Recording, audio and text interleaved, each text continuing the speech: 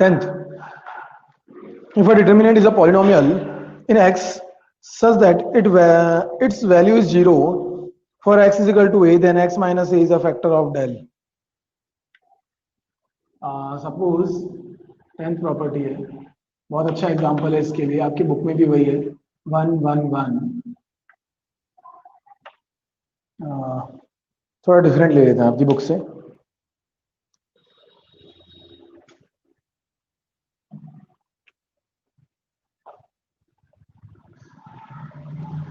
इसको आप ले लो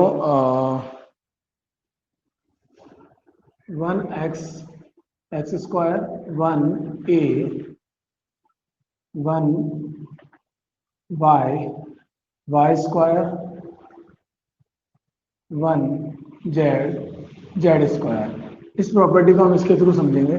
क्या कह रहा है, सपोज ये आपको दिया हुआ है और इस डिटर्मिनेंट में यदि हम x की जगह पे कुछ प्लेस करें और हमारे डिटर्मिनेंट जो है वो 0 हो जाए, तो इस केस में हम उसे क्या बोल सकते हैं, उसका डायरेक्टली फैक्टर कह सकते हैं। ठीक है, हम उसे उसका डायरेक्ट फैक्टर बता सकते हैं। समझो, अगर मैं पुट करूं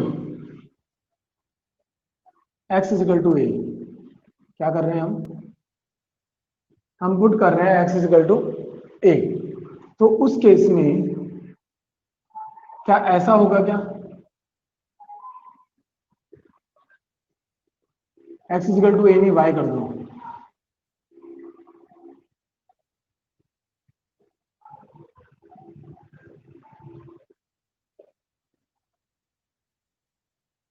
देखो दो कॉलम्स आइडेंशियली इक्वल हो गए क्या, first and second column identical equal हो गए ना बेटा, that mean del will be 0। तो इसका मतलब x is equal to y को मैं क्या लिख सकता हूं कि x minus y will be factor. x minus y हमारा क्या होगा, एक फैक्टर होगा।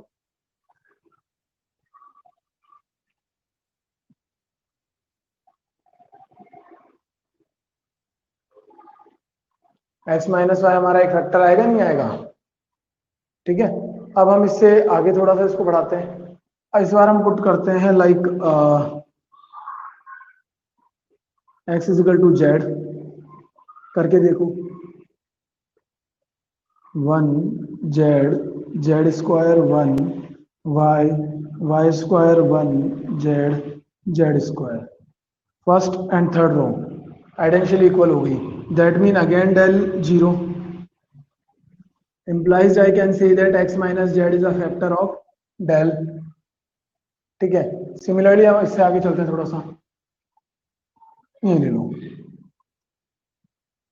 Put z is equal to x, जरूरी नहीं है z is equal to x, मतलब फिर ऐसा करो, वो x is equal to z ले चुके हैं हम,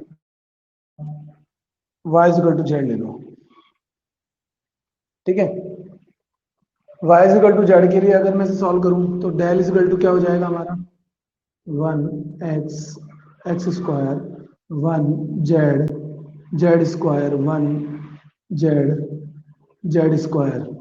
सेकंड और थर्ड कॉलम आइडेंशियली इक्वल हो गए, इसका मतलब again del 0 implies I can say y minus z is a factor of given determinant। कोई इशू? तो इस तरीके से हम वेक्टर फाइंड कर सकते हैं। अगर किसी वैल्यू को पुट करने पे डिटर्मिनेंट हमें 0 मिल जाता है, तो उस केस में हम क्या कर सकते हैं, उसको उसका वेक्टर कन्वर्ट कर सकते हैं। तो ये तो बात हो गई इसकी। अब एक ये 10th रूल हमारा खत्म हो गया, बहुत इंपॉर्टेंट भी था। इसके बाद एलिमेंट्री ऑपरेशंस कैसे लिखते हैं वो समझो, वो बहुत इंपॉर्टेंट है। फिर इस एग्जांपल को हम सॉल्व करके देखेंगे कि एक्चुअली जो फैक्टर हमने निकाले वो करेक्ट है क्या।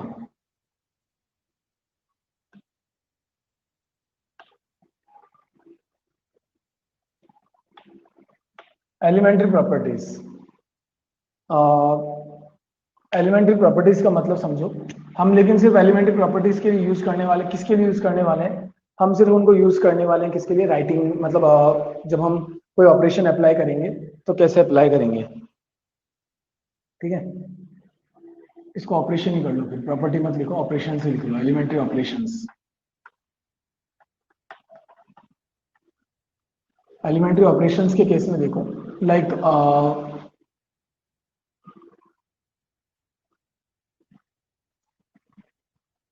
ABC PQR XYZ, यह हमें एक डिटर्मिनेंट गिवन है। C1 की जगह पे मैं लिखना चाहता हूं, अब C1 की जगह पे मैं लिखना चाहता हूं A B C plus K P और X था, sorry, plus KB plus KQ plus KY।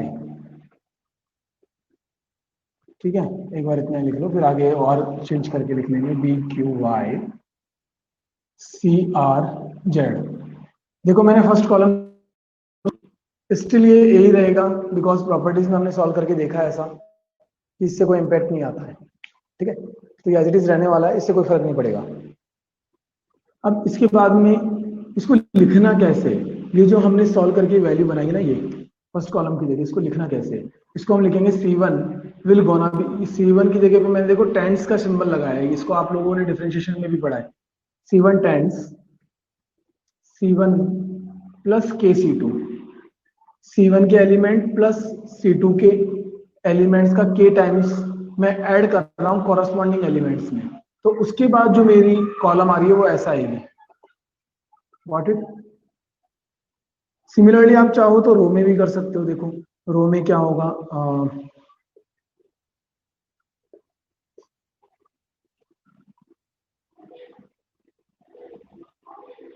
MP plus NX B plus MQ plus NY C plus MR plus NZ। P Q R X Y Z। First row को मैंने change किया है, तो first row को अगर मैंने change किया that mean R1 will gonna be changed to R1 plus M times of R2 plus N times of R3। R1 tends to R1 plus M times of R2 plus N times of R3 के corresponding elements का addition. तो यही तो लिखा है हमने, तो ये ऑपरेशंस लिखने का तरीका है। और एक बार में या तो रो में, ये बात भी ध्यान रखनी है, जब ऑपरेशंस लगाओगे तो एक बार में या तो रो पे ऑपरेशंस लग सकते हैं या कॉलम्स पे ऑपरेशन लग सकते हैं। ऐसा नहीं हो सकता है कि आप एक साथ रो पे भी लगा दो और कॉलम पे भी लगा दो, तो इट विल नॉट पॉसिबल। ठीक है, तो अब एक बार कॉपी कर लो आप।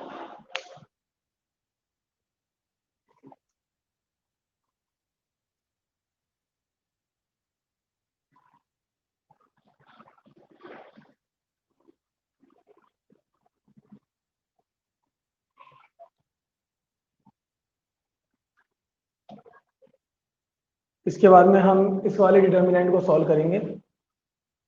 ठीक है, ऑपरेशंस के थ्रू।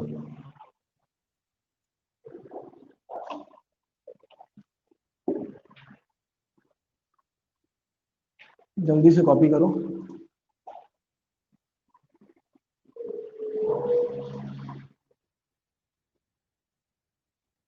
प्रॉपर्टीज क्लियर है ना?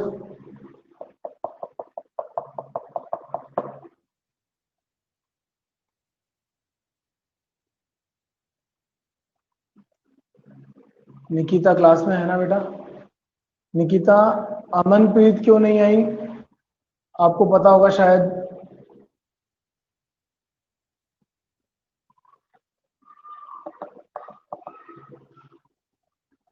उस बच्चे की सबसे ज्यादा प्रॉब्लम मैथ में ही है, उसके बावजूद वो मैथ में क्लास एब्सेंट रहती है, पता नहीं क्यों।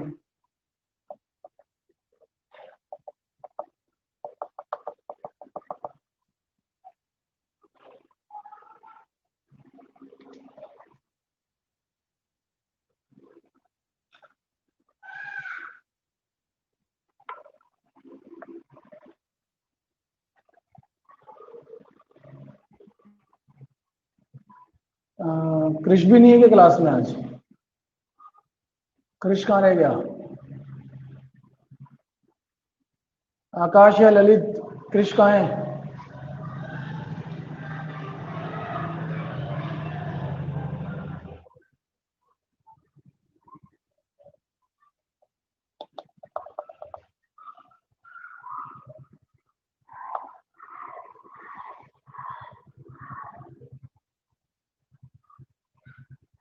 इस बच्ची की शादियां खत्म नहीं होती है, ताज्जुब है।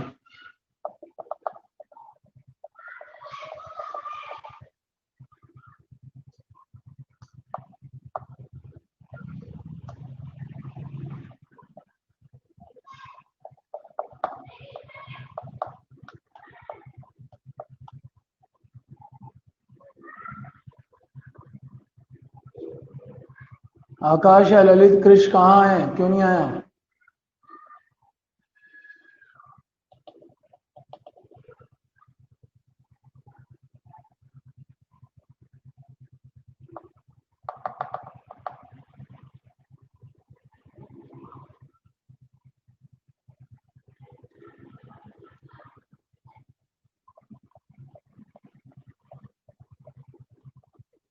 और मंजीत नहीं आता है क्या क्लास में?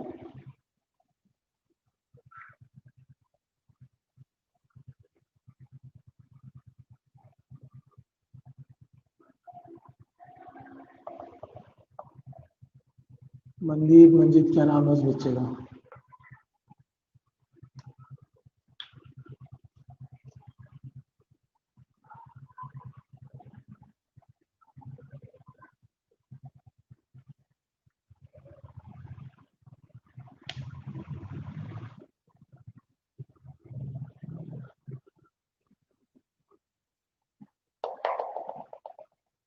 लगता है आकाश तक तो मेरी आवाज ही नहीं जा रही।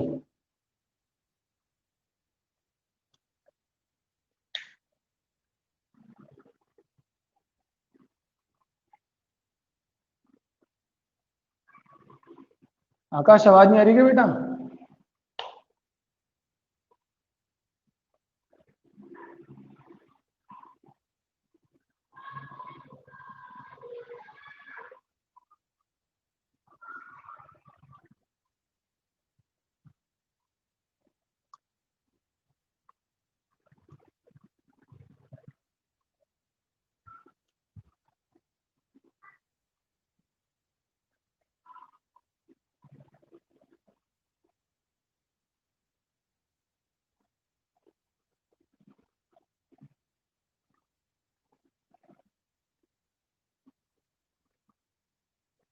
आकाश,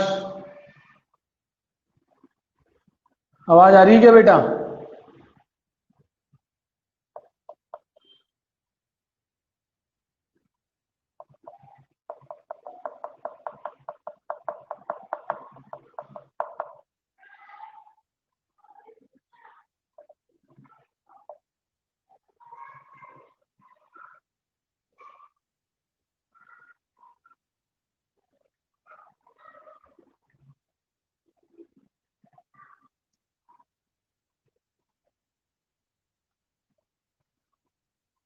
अभिषेक सैनी सर, R1 रिपीट कर दो।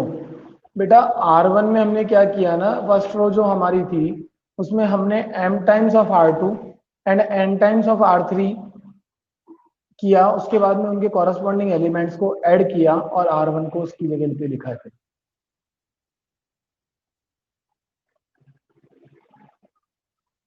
अच्छा अच्छा, सही है। हाँ, मिनिमाइज करके इधर उधर होगा कहीं, जब भी तो उसको मेरी आवाज का पता नहीं चल रहा है।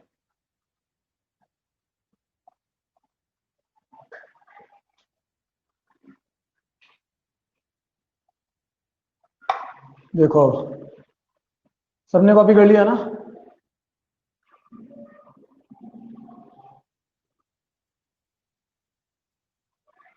सपोज जो बच्चे कॉपी करने में लेट हो जाए कभी कभी, स्क्रीनशॉट ले लिया करो।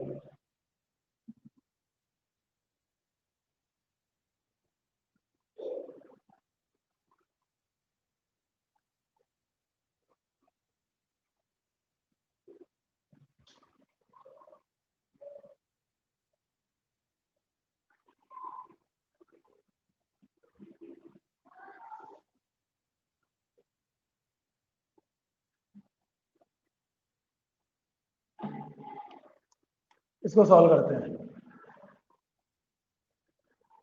डेल हमारा गिवन है ये, ठीक है। अब मैं इसमें ऑपरेशन लगा रहा हूँ क्या, R2 विल गोना भी, कॉलम वाइज लो इसको, रो वाइज नहीं आएगा। C2 will gonna be C2 minus C1 and C3 will gonna be C3 minus C1. So now the new determinant is what? Del is equal to 1x x square 0 y minus x y square minus x square 0 z minus x z square minus x square। क्या किया, C2 की जगह पे हमने लिखा C2 minus C1, that means C2 minus C1 करेंगे तो 1 minus 1 0 y minus x और y square minus x square. Similarly हम थर्ड रो के साथ में कर रहे हैं, थर्ड कॉलम के साथ में। नाउ सेकंड कॉलम और थर्ड कॉलम में से मैं y माइनस एक्स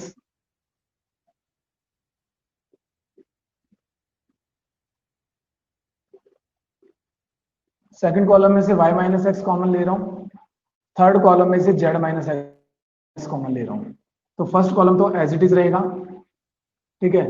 इसमें से y माइनस एक्स को कॉमन निकाल दिया बेटा, जीरो तो as it is, y minus x बाहर जा चुका है 1, इसको लिख सकते थे y square minus x square को y minus x y plus x, तो y माइनस एक्स बाहर चला गया तो अंदर क्या बचेगा, y प्लस एक्स, ठीक है। And after this 0 z minus x बाहर चला गया तो 1 z square minus x square में भी same z minus x z plus x हो जाएगा, z माइनस एक्स बाहर जा चुका है तो z प्लस एक्स। आपने ये देखा था, मैंने कहा कि रो और कॉलम के ऑपरेशंस कैसे लिखते हैं ये बताया आपको। उसके बाद में मैंने कहा रो या कॉलम के ऑपरेशंस एक साथ अप्लाई नहीं कर सकते। एक चीज मैंने आपको ये बताई कि रो और कॉलम के एक्सपेंशंस को हम एक साथ अप्लाई नहीं कर सकते। सपोज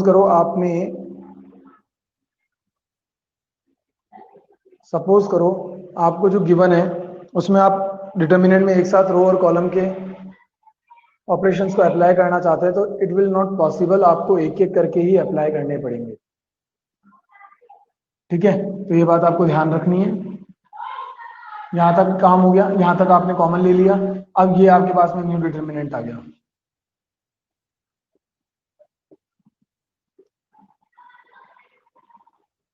ये as it is first column के लिए मैं इसे एक्सपेंड कर रहा हूं, फर्स्ट रो के लिए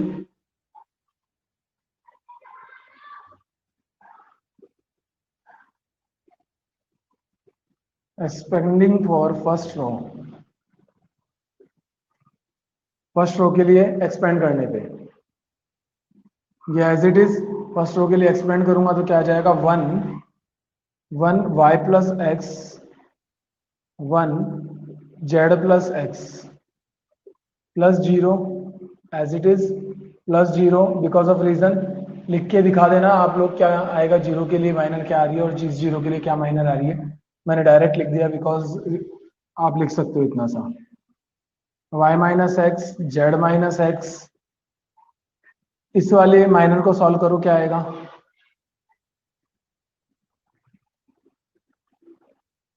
बताओ क्या आएगा। यह आ जाएगा z plus x minus y plus x, ठीक है, बाकी के 0। अब इसको सॉल्व कर दो,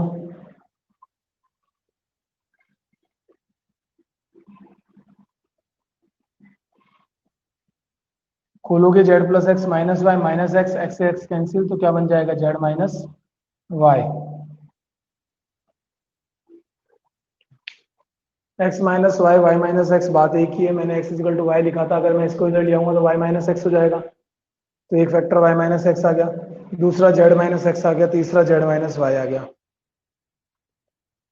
ये तो लिखा था हमने कि तीन की इसके फैक्टर होंगे, इस डिटर्मिनेंट के फैक्टर होंगे, देखो निकाल दिया ना हमने, तो आंसर करेक्ट है, यानी प्रॉपर्टी करेक्ट है, ठीक है। फटाफट से कॉपी करो, अगली क्लास में हम क्वेश्चंस के बारे में बात करेंगे, एग्जांपल्स और क्वेश्चन के बारे में इसके। कोई बच्चा ट्राई करना चाहे तो इसके एग्जांपल्स ट्राई कर सकता है।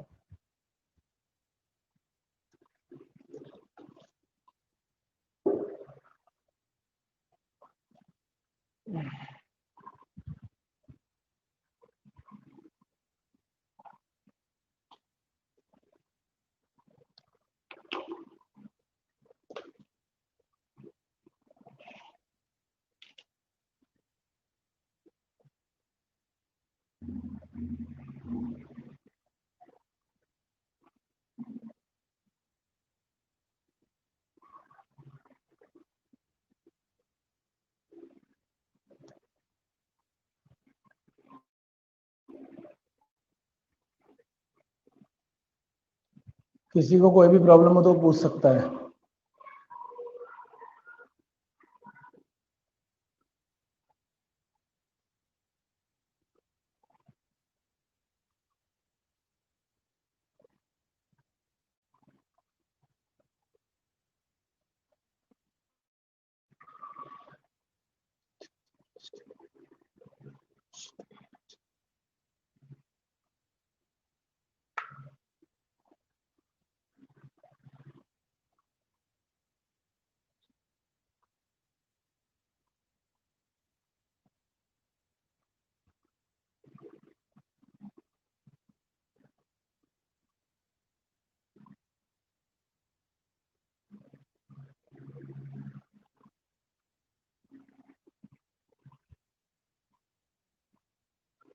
खुशी क्लियर है क्या बेटा?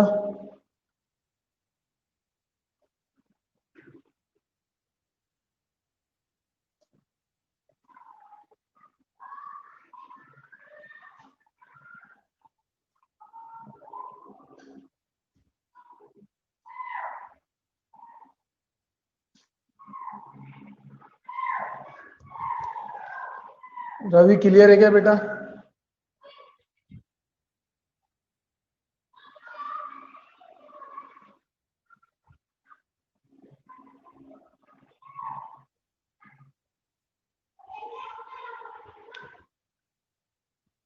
रवि, शालिनी,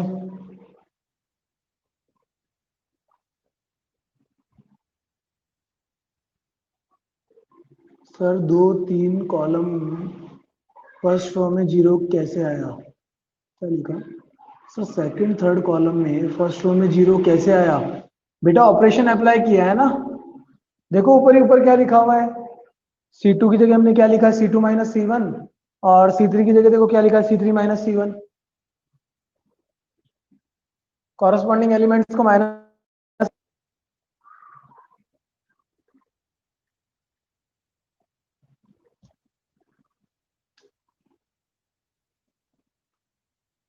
रवि क्लियर है क्या बेटा? रवि आवाज नहीं आ रही क्या मेरी?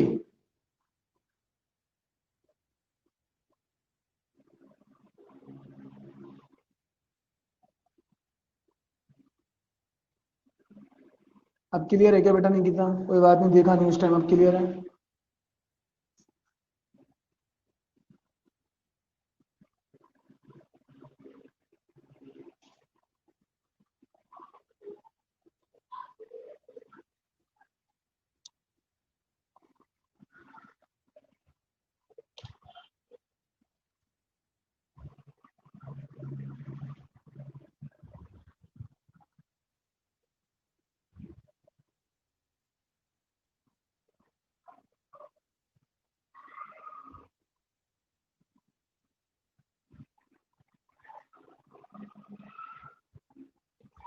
किसी भी बच्चे को कोई भी क्वेरी तो पूछ सकता है, अभी आपके फिजिक्स वाले सर आए नहीं है जब तक।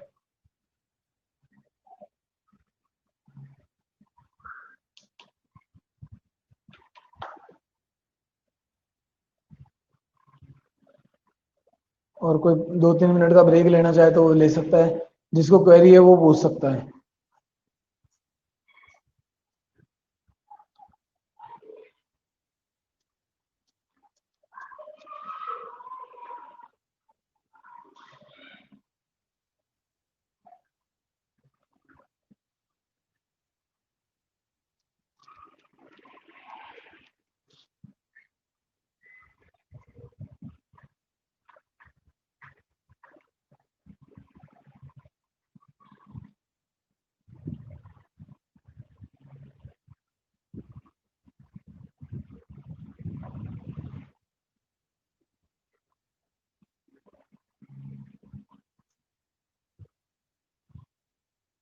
किसी को कोई क्वेरी नहीं है।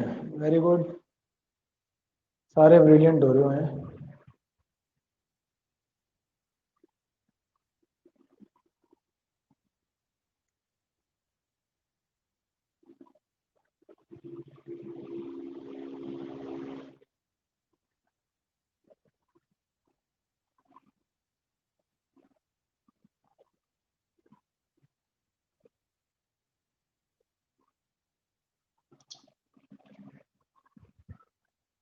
जब क्वेरी है नहीं तो फिर कोई बात नहीं।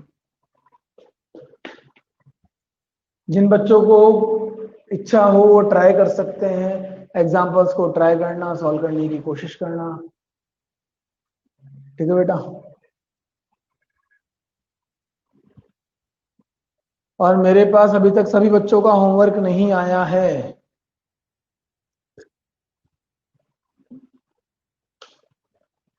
क्या दिक्कत है, क्या प्रॉब्लम आ रही है जो होमवर्क सेंड नहीं कर रहे हो अभी तक?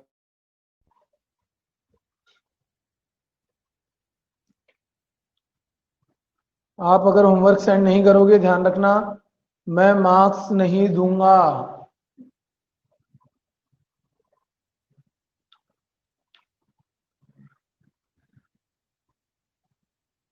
अगर आप मुझे होमवर्क नहीं दिखाते हो करके, मेरे पास आपके होमवर्क की पीडीएफ नहीं आती है, तो मैं ध्यान रखना मार्क्स नहीं दूंगा आपको।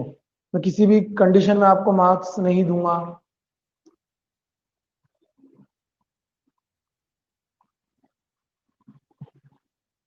मैं फाइनल मार्क्स की बात कर रहा हूं।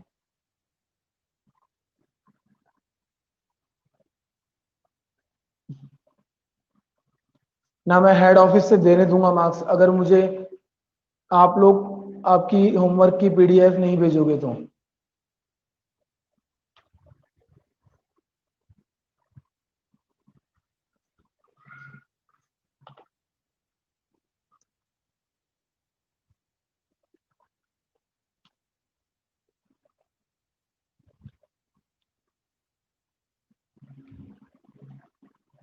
मेरे पास कल तक पीडीएफ आ जानी चाहिए। अगर कल तक पीडीएफ नहीं आती है, उस केस में मैं ना मेरी क्लास में बैठने दूंगा, मैं एग्जिट कर दूंगा आप लोगों को। फिजिक्स वाले सर आ गए हैं आपके, ठीक है? क्लास लो।